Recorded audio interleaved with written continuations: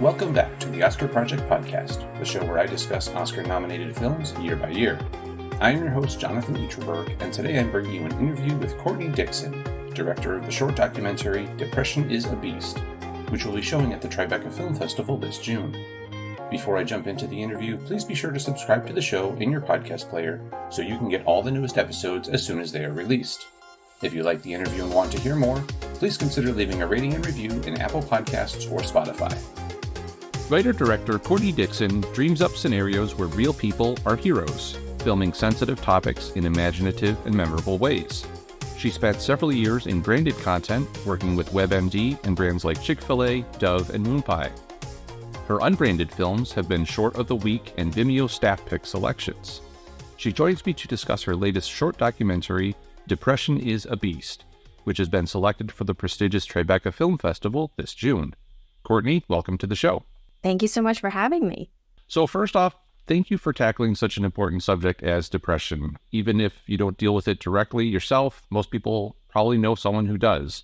How did you get connected with Jenna Kanell for this piece, and what made her the ideal person to help you tell this story? Yeah, so I just backing up a little, I did go through actually postpartum depression, and so I spent there were several nights where I would just kind of get lost on the internet trying to figure out, what am I, like, just searching on the topic of depression. And I found an article that talked about, from the New York Times, that talked about how horror films can actually help with anxiety and depression. So I thought that was a really interesting take on it. So I just started thinking about, oh my gosh, what would it look like if a horror film made a PSA on depression? And then I was like, okay, so who could I get to tell the story? Because obviously, even though I was going through it, I didn't want to be on camera for it. And so I started searching. I actually started searching on Instagram, which is typically what I do for some of my doc subjects. I'll search via tags, and I'm looking up whatever the tag is related. And so I was, I think I was searching depression and all of these different topics so much. Actually, Instagram sent a pop-up message and said, "Are you okay? Are you dealing with anything?" And I had to say, "I'm okay, thank you." So that was interesting and great that they're doing that. And then I was like, I wasn't finding anyone that way. So I started actually I knew I wanted to find someone in the horror community. So I started dropping into people's DMs like, "Hey, I really love your work. Are you by chance depressed? Sorry to ask such a weird question." And that was not going over well. I'm sure people were like, who is this girl? And what is she saying to me? So I reached out to a friend of mine who is a really great horror film director, Ray, and he actually directed one of the films that Jenna was in, one of the recent horror films that she was in. And he was like, "Yeah, let me put you in touch with Jenna." And then I thought he was just meaning that Jenna was going to help me find someone. And then she got on the phone with me and she was like, "No, I'm interested. I want to be a part of this. This is a big advocacy outlet for me." So that's how it started. We kind of just fell into it together. And then from there, it shifted into, how can I tell Jenna's story, and listening to her personal backstory and what she had went through, how she deals with it. And then that's where we kind of came together on an idea. Yeah, that's fantastic. And you kind of start and end the film with the idea that Jenna uses her roles in all of these horror films to help her confront the depression. And I'm personally not a horror junkie, but I do like how you use some of the horror elements in the film. I think there was one shot where she's looking in the mirror and she kind of shifts and there's a ghostly image behind her. Was that sort of thing intentional when you set out to make it, or did that come out of, evolve out of those conversations with her as you started making the film? Definitely started before. I knew I had I had put together an entire very long treatment with lots of different, approaches to, still in the horror vein, but in different looks and things. And then I've kind of just after talking, and we did about 3 or 4 pre-interviews. So we were able to kind of sit down and be like, okay, I knew she was going to talk about, water being a big thing for her. And then, certain aspects of, she has a great line in the film where she talks about, depression is a monster, and it kind of follows her around everywhere. It's never going to go away. So she finally had to say to the monster, "You can be in the room with me, you can hang out, but you cannot sit on my lap anymore." And I loved that idea that we just, depression for some of us is going to be lifelong. And so it's how do you coexist and still thrive? So I loved her, sentiment to that on that. Yeah, for sure. And just speaking about the film specifically, there's a lot going on in such a short film. You have a lot of cool visual edits. There were some things I think you did with kind of modifying the sound of the interview that you recorded with her. And can you speak to what drove some of those decisions in terms of how you made the film, or put the film together visually and audio-wise? Yeah, again, with documentaries, I love approaching, some maybe hard or sensitive or educational topic and giving it a unique spin so that maybe you can look at it from fresh eyes. Like, that's what I always try to do. And so I knew, like I said, going in that horror is just already going to be so rich visually.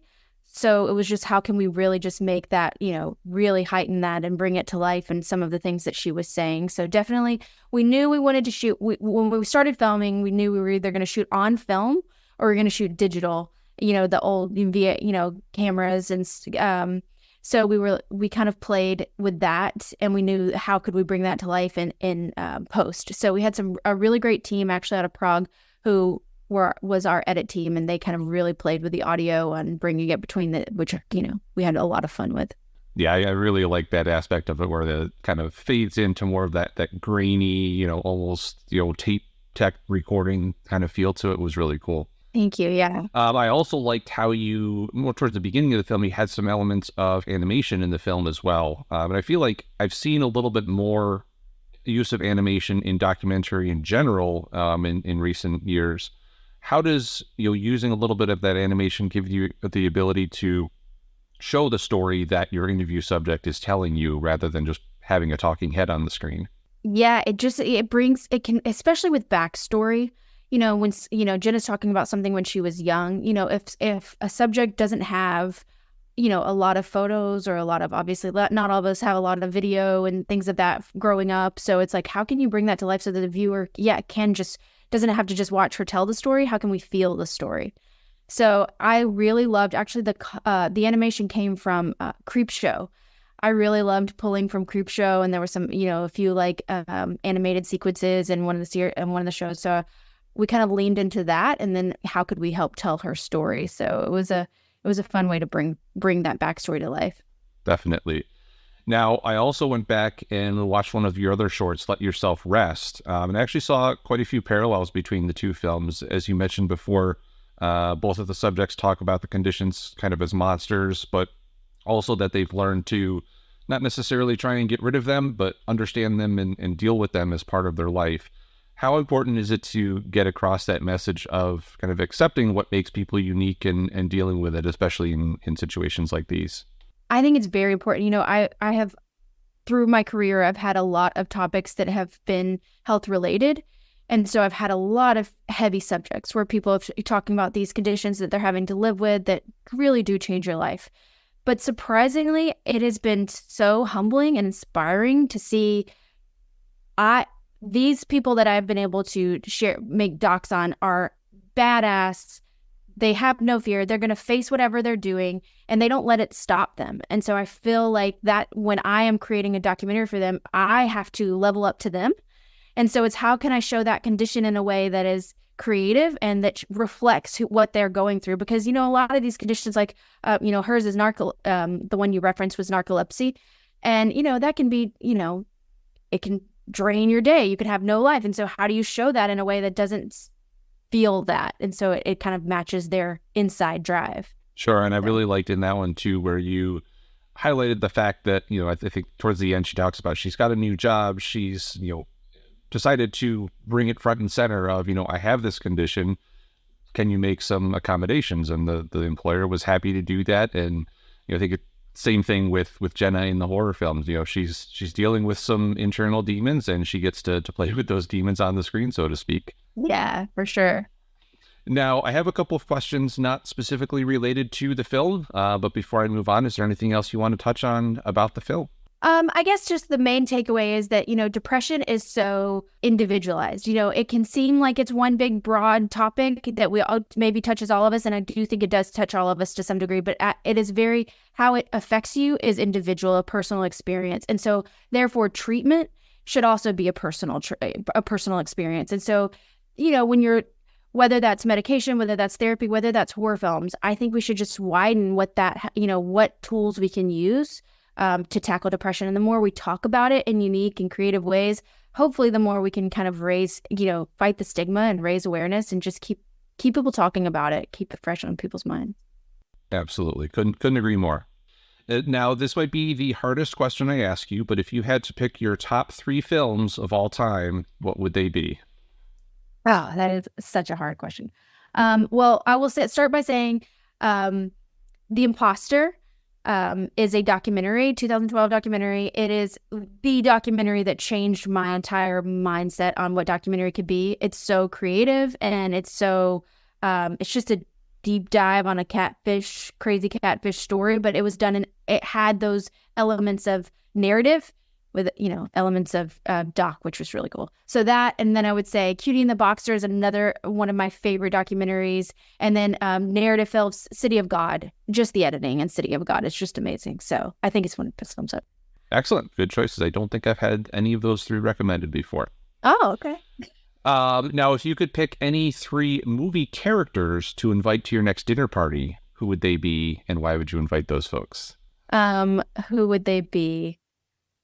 Oh my gosh, you're gonna put me on the spot on this. Well, for one, I know for sure Indiana Jones. I feel like Indiana Jones when I was a kid, I literally wanted to be. I was like, I'm gonna be an archaeologist. This is my life. So that would be the first one, Indiana Jones. Okay.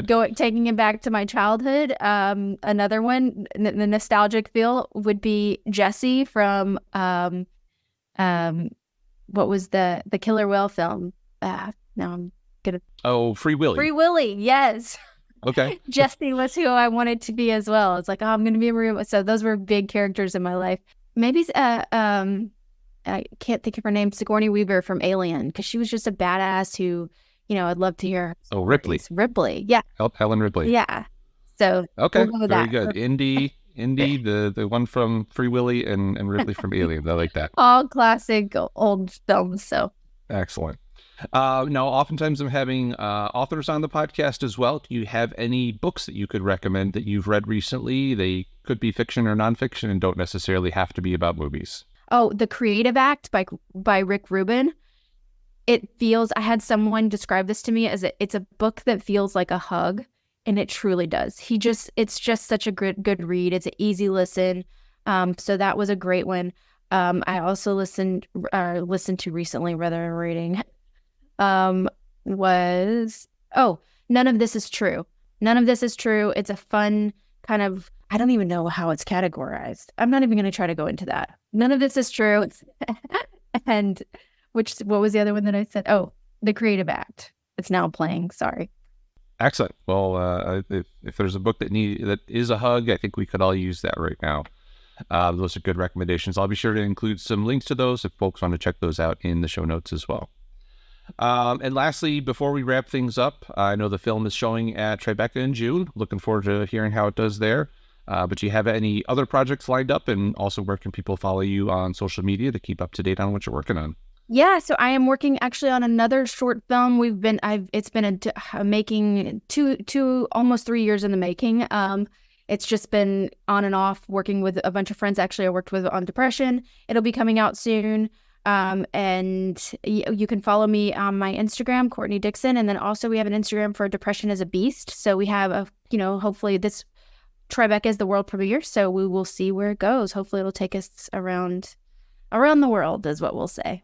Excellent. Well, I'll definitely link to those as well so people can check that out. And look forward to hearing how it goes at the film festival next month.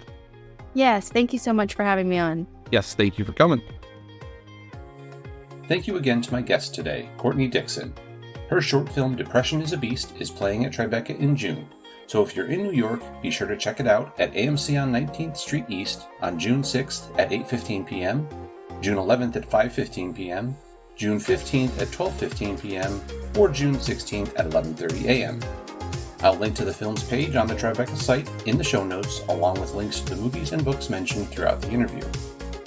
The Oscar Project podcast is written and produced by me, Jonathan Eacherberg, with editing assistance from Joshua Eacherberg. Please come back for my next episode where I will be speaking with Antonina Tergulin Roman about her film Salsa. Until then, I hope to see you at the movies.